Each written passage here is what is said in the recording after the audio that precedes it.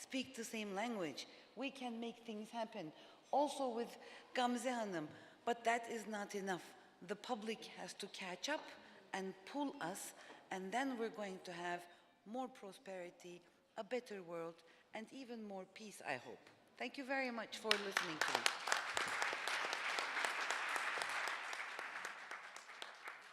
Thank you very much indeed.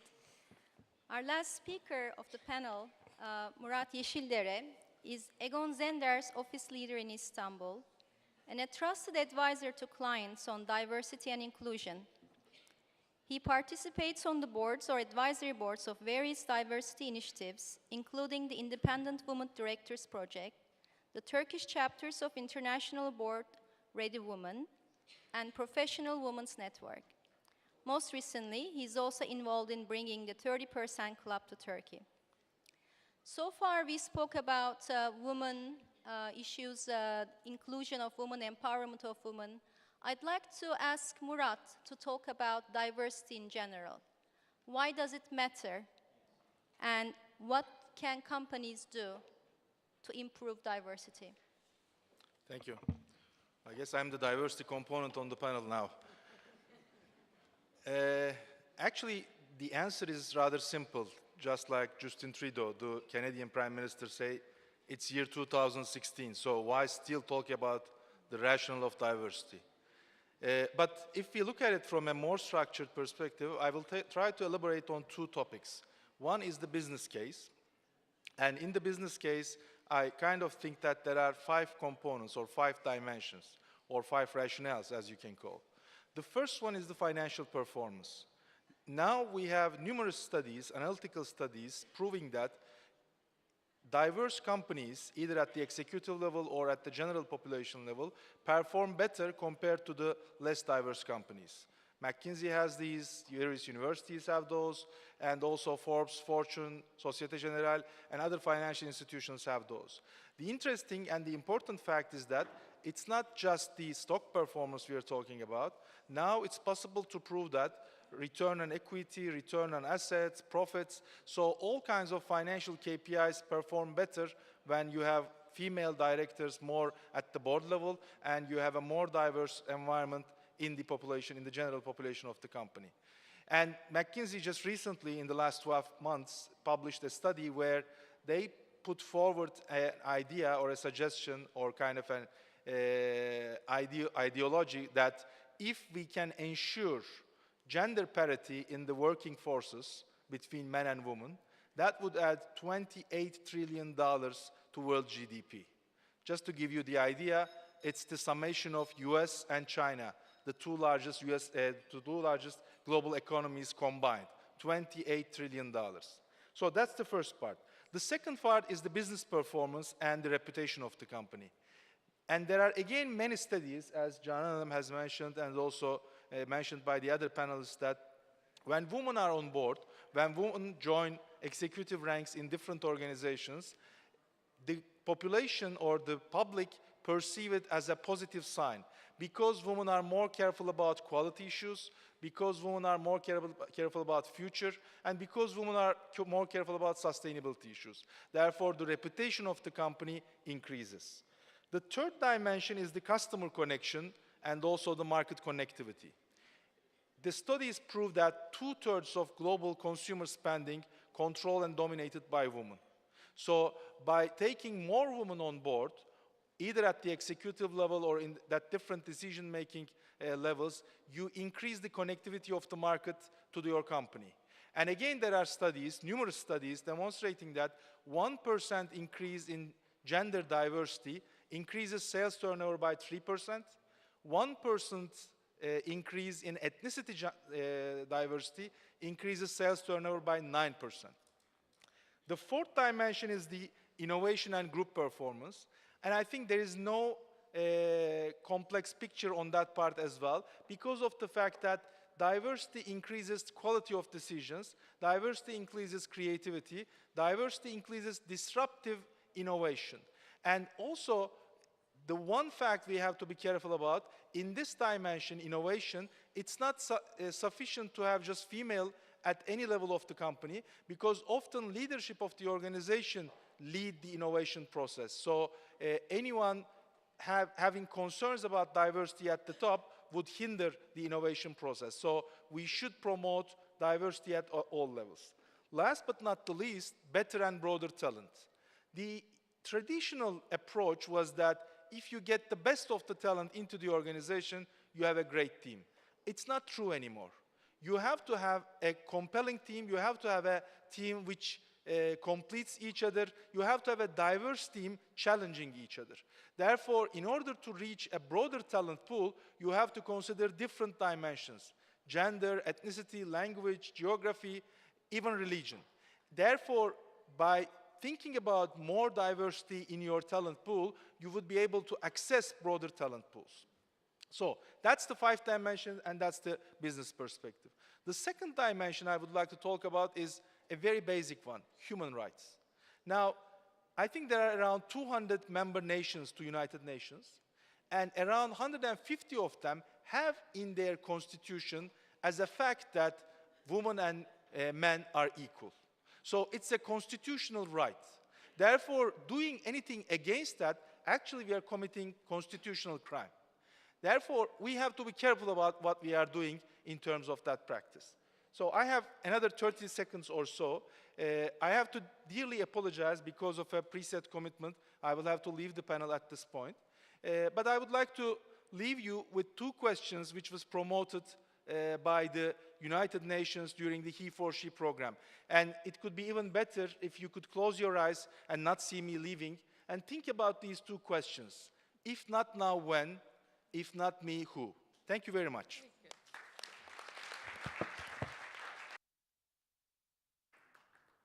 Thank you very much for your great contribution. We have a plaque to offer you, but we may have to leave it behind. Great. Thank you. We will leave it with the moderator.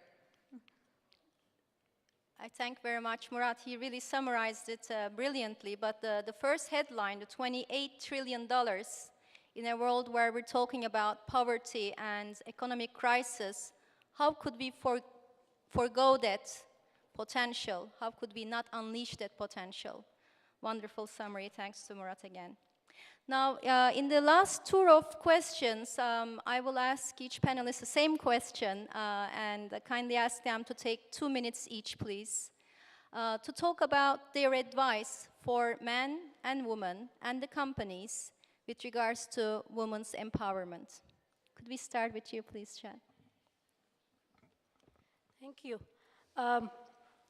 Yes, now even we have the 5th goal in the SDGs, which is focusing on gender equality. So that is a reminder to all of us. But I would say that since the start of the summit, I have seen a lot of panelists focusing on the importance of the new technology. Like the world is becoming a digital world, and that how in each and every sector, if that is health, education, or whatever, that we need to upgrade all the skills, because keeping in mind the importance of technology. But I would say we also should keep in mind women, like gender. I would say we need to have the gender lens every time for every sector. So I would say we need, people call it cross-cutting theme or whatever, but I would say we need to have gender lens whenever we're working on any initiative, any business, any intervention. And then when we talk about the empowerment, so I would say the economic empowerment is the key to every empowerment. If woman would have access to economic opportunities, if she would have access to the properties, and she would be the owner, so she would have the accessibility to all other facilities and rights automatically, I would say. But adding to this, that what our friend also, she mentioned that access to capital is still a very bigger challenge for women. There are women, they have very great business ideas and they have a lot of plans in their mind, but they do not have any capital. And when it becomes to we talk about the capital, so then there are processes and requirements involved. They're asking for your land, property, other things. And a lot of women in the world, they lack these properties and these things. So access to the capital must be ensured by everyone, I would say.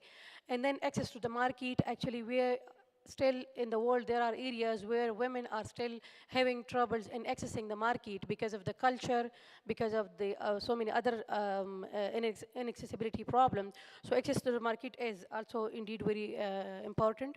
And then if you're talking about, again, about the technology and the innovative approach and creativeness and these things, so we need to upgrade the skills our women have. And we need to help them to understand the new changing dimensions and the new trends and the new opportunities. And we need to build their capacity to cope up with these challenges and to contribute their potential. And at the end, I would say we need to invest on women leadership around the world, everywhere, in each and every sector, so that women will actually contribute by their own to resolve their own problems. Thank you. Thank you, Shad. Gamze, over to you, please. This is a request to all the people in this salon, both men and women, who are the decision-making process in the government and private sector. Please get at least one proposal from a woman supplier for each purchase order. Yes. By this, I am sure that we will reach W20 targets until 2025 for Turkey as a total of 50,000 women employees. Thank you so much. Thank you, Gamze. Dr. Shaika? I have a tendency of telling the harsh truth. In a post-truth era, we are living in an age of mutual suspicions, mutual disliking, and cross ambitions. There is healthy competition, but most of the world has no healthy competition. Then we accuse each other. Even in the most advanced country in the world, they were told the election was rigged. Okay? Now, if I have anything to say, which is very audacious actually, that I have anything to say, I would say let's commit to replace suspicion to trust. Let's commit to give everybody the benefit of doubt. Even that nobody is guilty until proven guilty. Everybody is innocent, but let's assume everybody is innocent in our heart. And one thing what we lack, let's learn to apologize for our mistake and learn from our mistake. Not blame ourselves or blame our government or blame our management. Just see what went wrong and say, look, I set out to correct this. Okay? Gandhi created the biggest nation in Asia, let alone, which is practicing democracy. He didn't walk the walk. He didn't talk the talk. He never raised his voice. He created a non-violent protest. And he was a lawyer, graduate from UK. When he arrived in London, clad in his own clothes, they were looking at him. Do they suspect us of speaking with this monkey, half-dressed? He surprised them. The decolonization agreement with Britain is one of the greatest, immaculate legal contract. You are out, and you're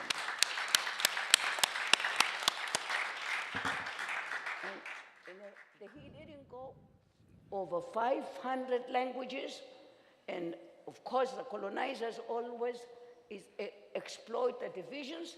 There were Maharajas who were still all in diamonds and all that, and that everybody else was poor. He convinced India to be one nation under God. You can have your languages, you can have your religion, you can worship anything you want, but we are Indians. And we should be proud of being Indians.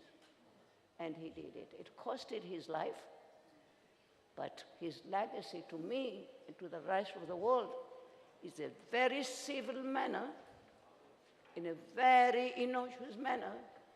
He protested and won and created a great nation. The same thing with Ataturk, for you Turks, okay? After the Anzac War, what did he say? Everybody who lies here underneath is our son. They were Australian, New Zealanders, British, Allied forces, and we will honor them as our heroes. Thank you. Thank you, Dr. Shaika. It is, these kafir go and burn their graves? No. Yeah. The Australians every year comes to pilgrimage. Thank you. Thank you, Dr. Shaika. We have to learn that. We just, why, first one, I want to say something. Why make them? Everybody judges how many billions you have, how many. Money is just a tool. It's just a simple, dumb tool. You can create something good for it, or you can create disaster with it. Our personality, our evaluation in the world, our influence in the world is not how much money we have and how ready our hearts are to embrace and hug and relieve the suffering of others. I'm proud. I have children from all over the world, thousands. I have such a difficult job of. And I don't convert anybody. Thank you. Thank you. I would like to suggest to the organizing committee to have Dr. Shaika as a keynote speaker. We could really listen to her for hours next time. Canan Hanım, over to you, please. I will say 3 simple sentences. Will not use my 2 minutes, and you'll make up your time. So, my esteemed fellow panelists have said beautiful things about peace, about access, about education, about jobs. These are all needed. I see lack of focus in the area of women empowerment and gender equality. Many people, many nations, many individuals, many NGOs and companies do a lot of things that are good, but that is all too grassroots. A little bit of everything does not add up and become one visible step in achievement. I suggest that we should focus on 3 S's. One is speed. Otherwise, I will be very, very old, you remember. The other one is standards. For this human issue, there needs to be global standards. We need to have, enforced by United Nations or other enabling bodies, global standards. And the other one is sustainability. And as many NGOs, important companies, individuals, we need to agree on solving one issue at a time, at the same time. If it is financial literacy, if it is simple literacy, if it is hunger, if it is SME jobs, if it is microcredits, whatever it is, they all work for women. Women globally are very disadvantaged in many, many aspects. But if we agree for 1 year to do one thing together, that issue will be solved forever. That is what I wish. Thank you. Thank you. We're really short of time, but as we close, I'd like to ask you, the esteemed audience, to please think about 3 things that you would like to do differently based on all you've heard today. As individuals, as parents, as sisters, brothers, or friends, what would you like to do differently given all that we've heard? Thank you. Thank you. Thank you to our moderator, Ebru Dorman, and our panelists for their great input in Women's Empowerment for a Smart Economy panel. May I please now kindly invite Mr. Cengiz Özgencil, founder of International Cooperation Platform, and Mr. Salah Mütabakani, chair of Global Consultancy Board of International Cooperation Platform, to present the flag of honor to our moderator and panelists.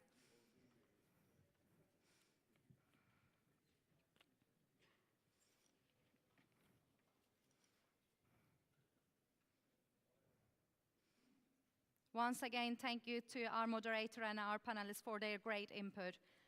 Ladies and gentlemen, and our distinguished guests, our next panel will start immediately, Influence of Media on Societies.